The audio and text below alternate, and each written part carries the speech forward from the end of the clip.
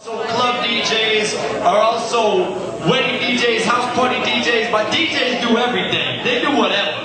And your music can be played anywhere at any time by cats like this. So again, start paying attention immediately. And let's start, give everybody a name and what you do. What up, I'm your boy DJ Gweb, co-op DJ Cypha 8. Check. DJ Chicago, I do everything. I do everything. World famous DJ Jack the Ripper.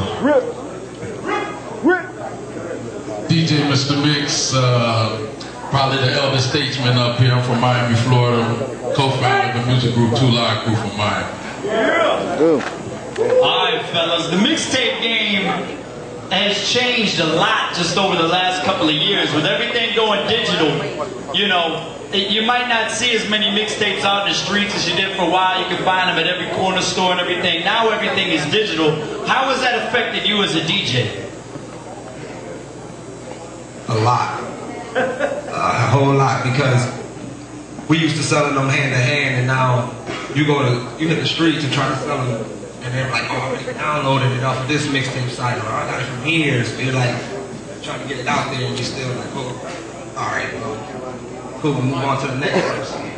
The next person tell you the same thing, so it's like, we're spending this money on covers and CDs, cases. Oh, my back.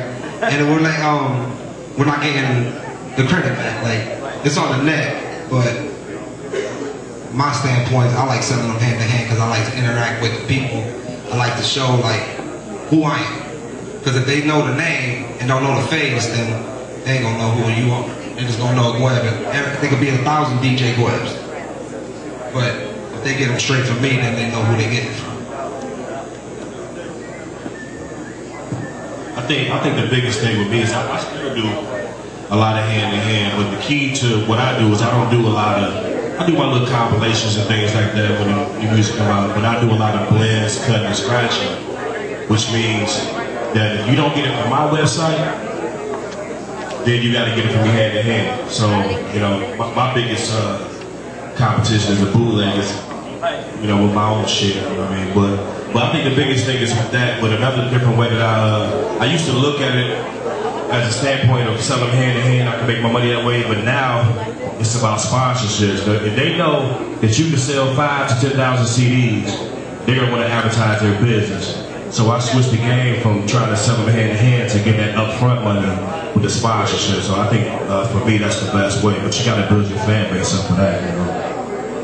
And just building off what Chicago says, getting the advertising promotion, it's just changed over the years. With the mixtape game, you know, you do have to look at the mixtape sites. Maybe they want to invest in your mixtape to get on their site, and that might be the only site that's carrying that mixtape. So, I mean, you just have to have different avenues and still hit the street with it. That don't mean that we're not out here burning CDs, trying to make sure we putting them out at the right top mom and pop stores. You still want to do that, you know, to the end. But at the same time, you got to sharpen your game with the internet and just all the different mixtape sites. I can't really comment because I don't really do mixtapes. I'm mainly a record producer, and I respect what these gentlemen do up here on the stage. I couldn't even speak on the mixtape game. I can just basically speak on the fact of making the records before it get to them.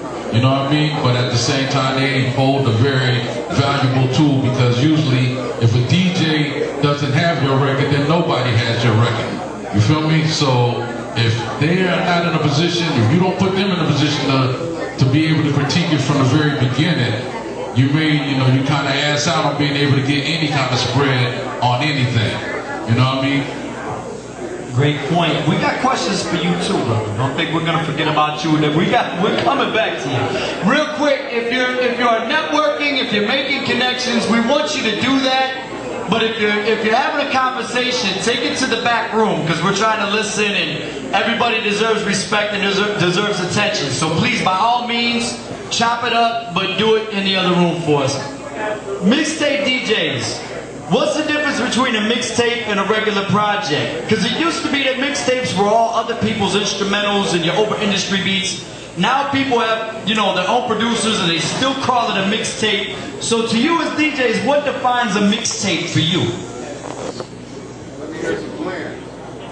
I mean, my biggest thing is, you know, with a mixtape, you don't have to go through all the paperwork and all of that with record labels. I mean, you can put that out at any given time. I mean, to be honest, for me, you know, I still believe a mixtape is where the DJ is showing his skills. You know, nowadays they call the compilations mixtapes. It's a compilation to me. But for the most part, you know, I think, you know, the mixtape game is definitely changed now. You know, everything that's considered not an album is a mixtape now. You know, there's no difference. You know what I mean? I take it for like Chicago said, your art, scratching, blends.